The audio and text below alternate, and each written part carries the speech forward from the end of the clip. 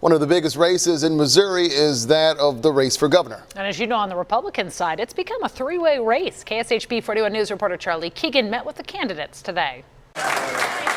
Supporters of Mike Kehoe met their candidate with cheers and signs Monday. The current lieutenant governor has the endorsement of just about every major organization, including police and firefighters. Implementing a plan to solve crime and improve public safety will be Kehoe's first order of business as governor. We need to restore that type of safety to our communities, and then we can work on the economic development plan. Then we can continue to cut taxes. Kehoe's made it a point not to call out his opponents at events like this. Mike Kehoe, that's probably one of the most liberal Republicans. Bill Eigel is more of a firebrand, even wielding a flamethrower in a viral video and using a Spanish translator in another commercial to warn illegal immigrants of his day one priority to begin deportations. The state senator wants to shrink government and will be unapologetic along the way. I don't have any intention of deviating from my path of being confrontational with some of these special interests that are really taking all of these tax dollars and holding our state back. Jay Ashcroft did not stop in Kansas City Monday. He's the current Secretary of State and son of former Governor John Ashcroft. Eliminating the state income tax is a key pillar of his platform. It will encourage people to start businesses